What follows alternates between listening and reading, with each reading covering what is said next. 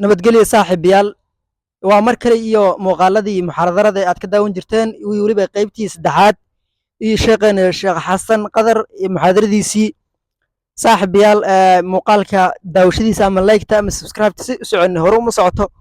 ma aqaano wax ku dhacay dadka soonka qabsidaana ma aqaano sheekheeni aan haddana maanta noo joogo backgroundka naga dambeeyana annaga malihin nagu qaato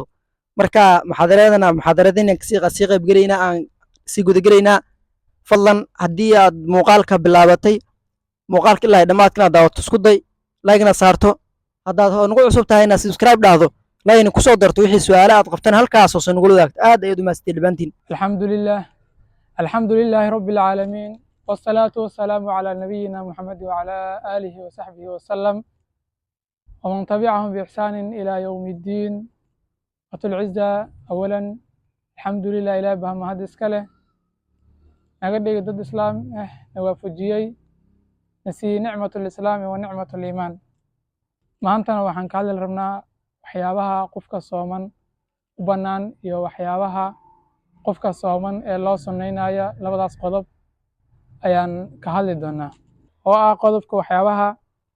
قفك الصومن وبنان يو وحيابها قفك الصومن الله سنينا يا قضبك كوات هدي أن كهر مرنا qofka sooman waxyaabaha loo banaynaya waxyaabaha u bannaan waxaa ka mid ah yajuusu lisaa'imi an yanwiya asiyaam wahuwa junubun qofka sooman waxaa u bannaan asoo janaabo qaba inuu soonka niyeysto ayaa u bannaan uma yaqtasilu bacda duluuci alfijri oo haddana qabaysto fijirkii salaad subax ka bacdigeed markuu dhashana oo qabaysto ayaa u bannaan waxaa daliil qofka janaabada qaba inuu macnaha oo niyeysan karo asoo janaabo qaba xadiidkii nabigeena calayhi salaatu wasalaam ayaa u daliil oo ahaa ana nabiy sala allahu calayhi wasalam nabigeena calayhi salaatu wasalaam kaana yusbixu oo waagu bereysan jiraa layidhi junuban asoo janaabo qaba oo min jimaacin jimaac xaggiisana ka ahaatay uma yaqtasilu waana qabaysan jiri wayasuumu waana soomi jiri nabigeena calayhi salaatu wasalaam marka xadiiskaasina wuxuu ku tusinaa layidhi inuu macnaha qofka janaabada qaba oo niyeysan kara soonka oo niyeysan kara kabacdi markii fijirka dhashana oo soo qabaysan kara ayuu ku tusina qodobka labaad u bannaan qofka sooman waxaa waaye yajuusu lisaa'imi qofka sooman waxaa u bannaan an yafcala inuu sameeyo maa yukhafifu canhu wax oo macnaha ka fudaydinayo shiddat alxarri kuleelkii darnaantiisii walcadashi oonkii darnaantiisa waxyaabaha ka fudaydinaya macnaha ama inuu sameeyo ayaa u bannaan sida kalbardi bilmaa'i biyihii oo laisku qaboojiyo oo kale iyo mukeyfkii waxyaabahaas inuu dadaarto oo kale waxyaabahaas ayaa u bannaan nambarka saddexaad oo waxyaabaha u bannaan qofka sooman yajuusu lisaa'imi qofka sooman waxaa kale u bannaana layidhi ay tasawaka inuu cadiyeysto fii awali nahaari maalintii awalkeeda hore oo qabla zawaalka ka hor inuu cadiyeysto ayaa u bannaan bacda zawaal waxaa layidhi waa la nacaa qofka sooman inuu cadiyeysto waa loo nacaa karaahi waaye haddii intaas ugu baxnaa waxyaabaha qofka sooman ee u bannaan waxaa kaloon gudugelaynaa lambarkii qodobkii labaad oo ahaa waxyaabaha qofka sooman loo sunaynayo waxyaabaha qofka sooman loo sunaynayo waxaa waaye taakhiiru suxuur iyo wa tacjiilu lfidr macnaha suxuurta inuu dib dhigo afurkina uu dedejiyo ayaa loo suneeya marka lagu leeyahay afurka in la dedejiyo lagu leeyahayna waxaa waaye bishardin an yataxaqaqa guruub الshams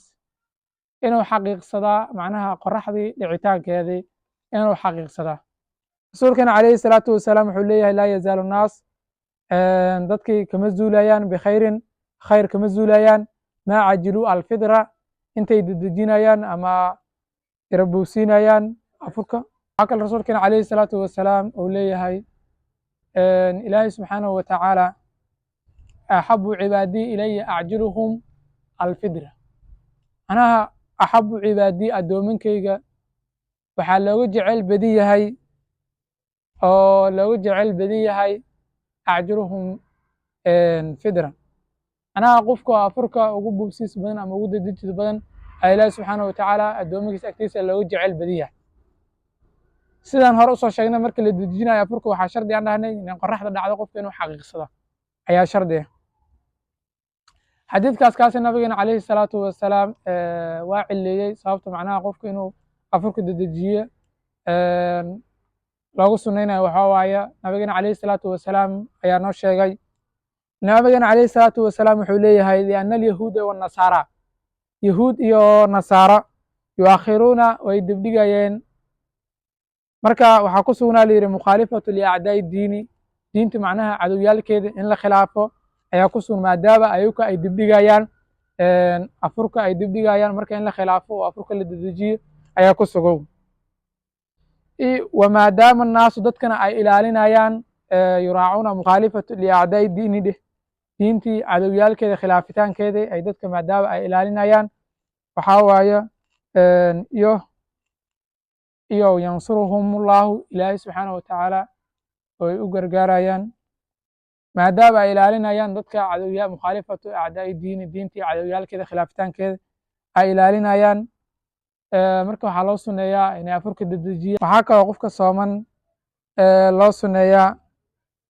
wayafdiru calaa timrin inuu ku afuro tamar fain lam yujid haddii uu waayo timir oo waayana facalaa maa'in inuu ku afuro biyo macaan ayaa loo sunneeyaa sida nabigeena calayhi salaatu wasalaam ou nooga sheegaya xadiidkiisii ahaa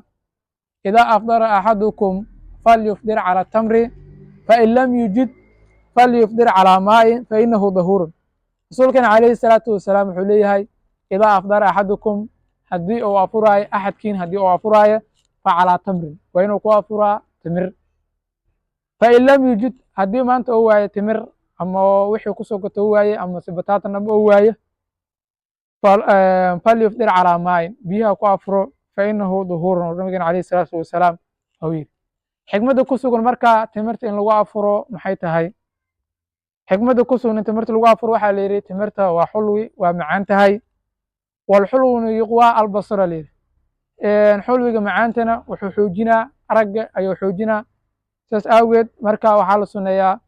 sida nabigeena calayhi salaatu wasalaam ee xadiidkiisii nooga sheegaya in lagu afuro timirta ayaa la sunneeya haddii la waayo biyo macaan wa tafdiiru lisaa'imiina dadkii soo sooman in la afuriyana waa la sunneeyaa walow bitamratin walow xabad ka dhiga hal timir ba allah ka dhigan waxna lagu afuriyo ayaa la sunneeya ama kamid oo cabid oo biib allah ka dhigan laakiin in la siiyo macnaha in casho lagu afuriyo yaa afdal ayaa fadli badan nabigeena calayhi salaatu wasalaam wuxuu leeyahay man afdara saa'iman ninkii afuri macnaha qof sooman falahu mithlu ajrihi qofkaas sooman ajirkii ou leeyahy oo kalento ayuu qofkaasna leeyahay walaa yanqusu min ajri shay qofkaas soomanna macnaha ajirkiisa laga nusqaamin mahayo ajirkii qofkaas sooman ou lahay oo kalento ayuu qofkan ayuu leeyahay yajibu cala saa'imi qofka sooman waxaa ku waajiba la yidhi almuxaafadatu cala alwaajibaat waajibaadka ilaahi subxaanahu watacaala qofkaas ku waajibi inuu xifdiyo ayaa ku waajibaysa iyo walbucdu can almuxarimaat inuu macnaha ka fogaado waxyaabihii muxaramaadka ilaahi subxaanahu watacaala uu ka xarimin inuu ka fogaado wayusalli asalawaat ee dukudo salaadooyinkii shanta ahaa iyo awqaatiha awqaadoodii inuu ku dukudo ayaa ku waajibaysa le watu'addiiha maca aljamaacaat inuu haddana macnaha guto jamacooyinkii macoodo salaadihii shantii uu ku dukudo ayaa ku waajibaysa wayatruku cala alkadibi inuu iskaga taga beenta iyo walqiibata xanti iyo beenti iyo waxyaaba qashka iyo mucaamalaadka rubuwiyaadka waxyaabahaas dhammaantood inuu iskaga taga isku soo duduubi kullu qowlin aw ficli xaraamin kullu qowlin aw ficli xaraamin qowl kulligiis iyo ficil kulligiis oo xaraami inuu iskaga taga ku waajibaysa nabigeena calayhi salaatu wasalaam wuxuu yidhi lam yadcu qowla zuur ninkan ka tegi macnaha beenta iyo walcamalu bihi iyo camalfal oo ku camalfalayo xumaantaas taase iyo xumaanta iyo waxyaalahaas wuxuu leeyahay rasuulkeena calayhi salaatu wasalaam falaysa lilaahi xaajatun ilaahi subxaana watacaala xaajo uguma sugan inuu macnaha iskaga taga dacaamkiisii ama raashinkiisii wax xaajo ilaahi subxaana watacaala ay ugu sugan tahay ma lahan